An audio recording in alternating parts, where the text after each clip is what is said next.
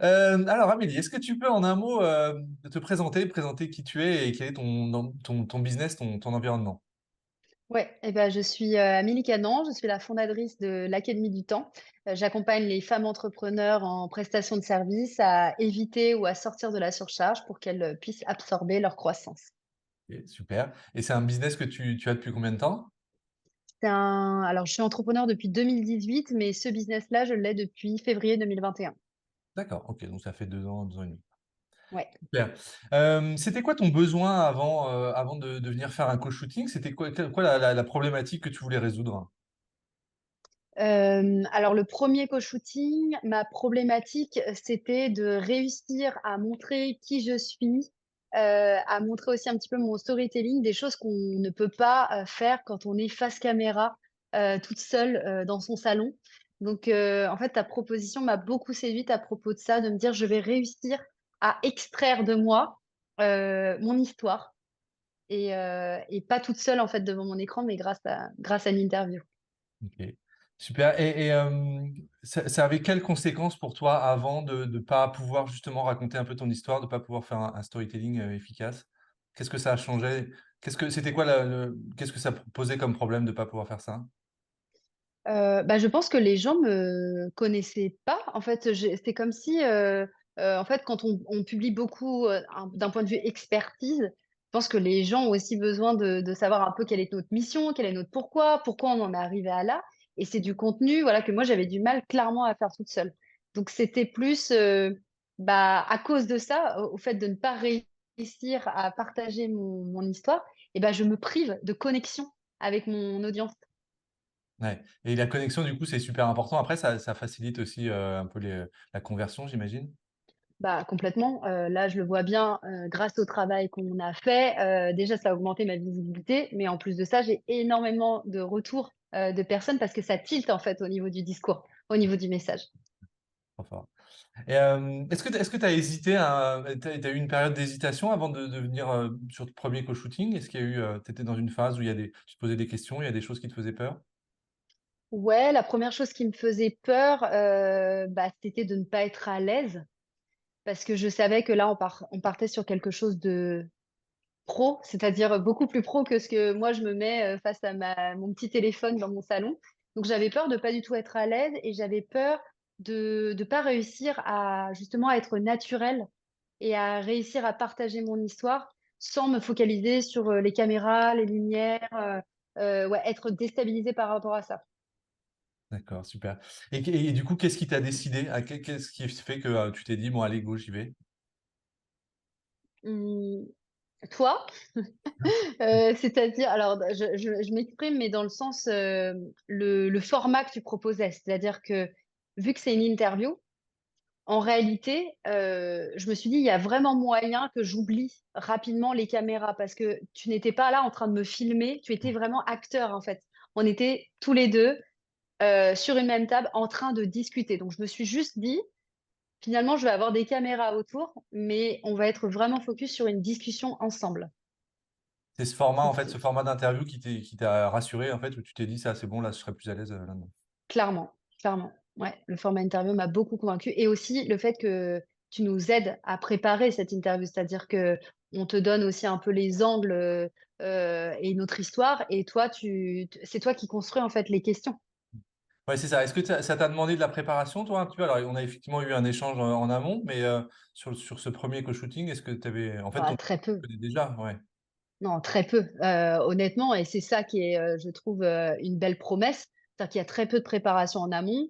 Après, j'ai juste donné un peu les angles que je voulais potentiellement aborder. Mais après, tu t'es occupé de tout. Tu t'es occupé de trouver les questions.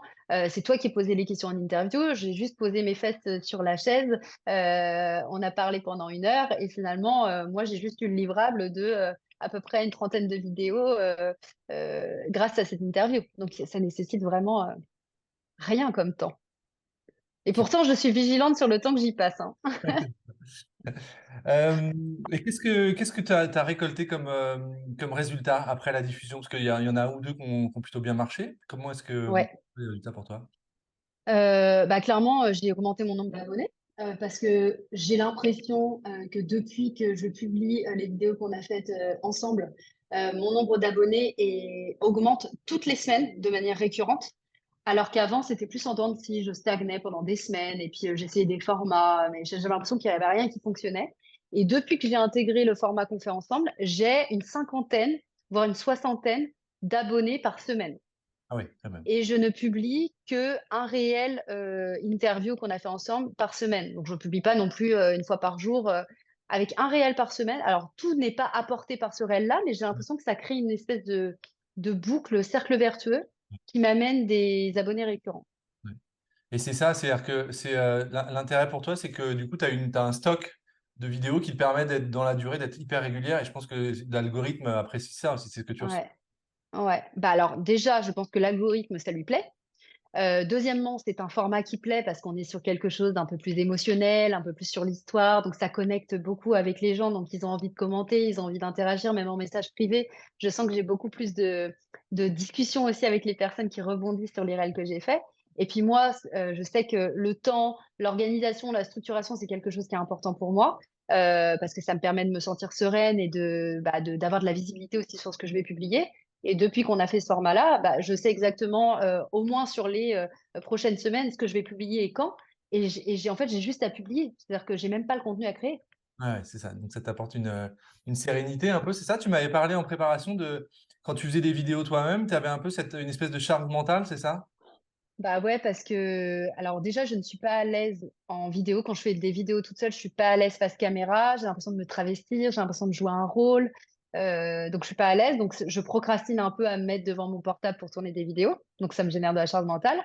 Deuxièmement, ça me génère de la pression parce que je me dis, il faut absolument que j'en tourne. Enfin, c'est quelque chose d'hyper lourd. Et puis, ça me prend un temps fou à monter parce que je suis pas compétente dans le domaine et que ne serait-ce que faire un tout petit montage rapide, bah, c'est jamais rapide pour moi. Et dans les réels que tu as publiés là pour l'instant, donc en fait, toi, ce qui s'est passé, c'est qu'il y en a un, voire deux même, qui ont super bien marché, c'est ça?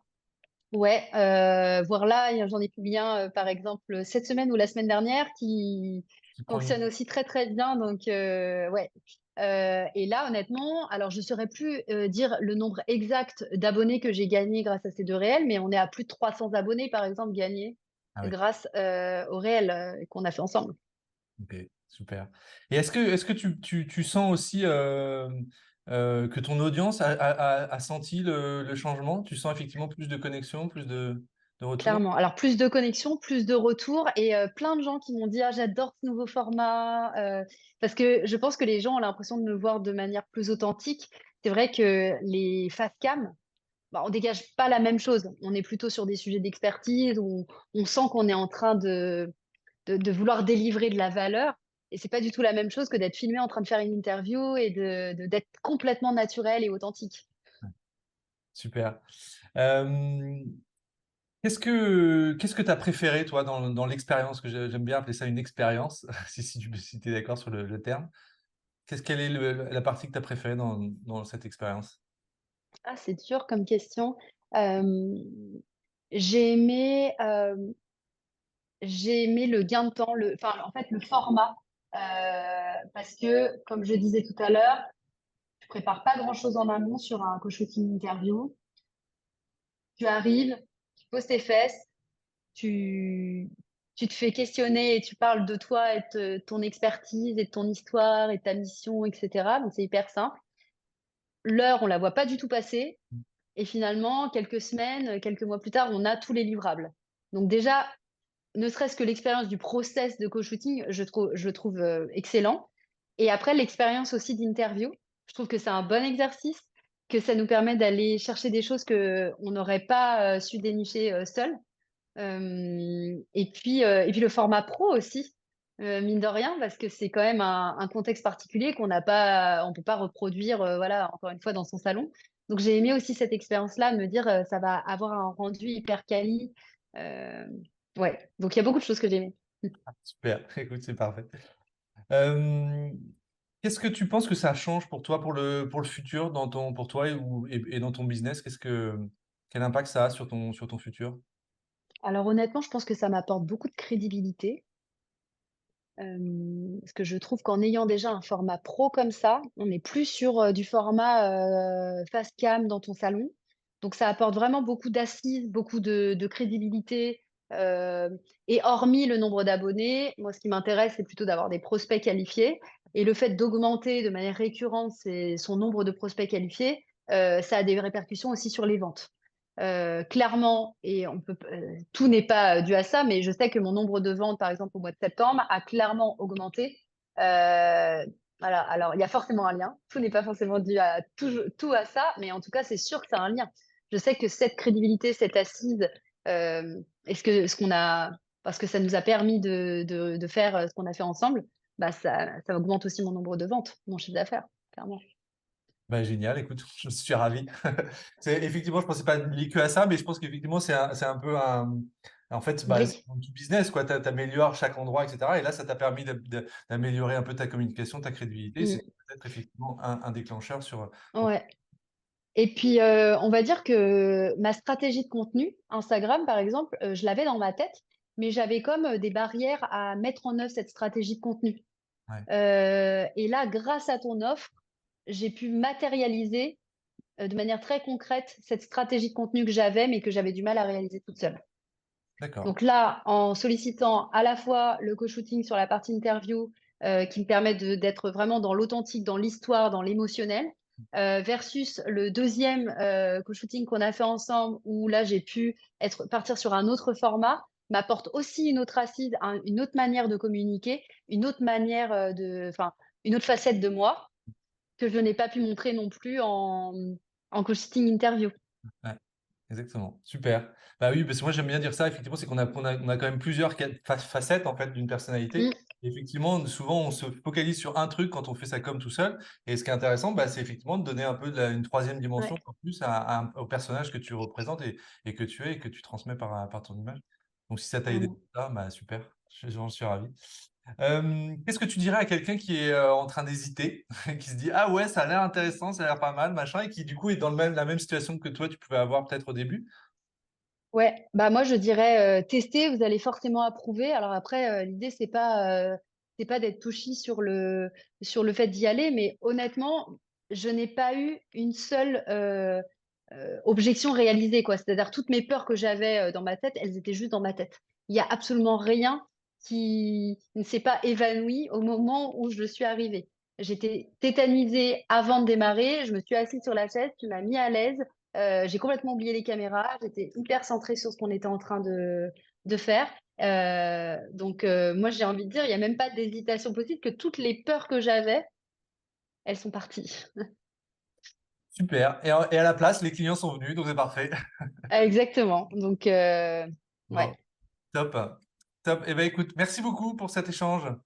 de rien, merci à toi.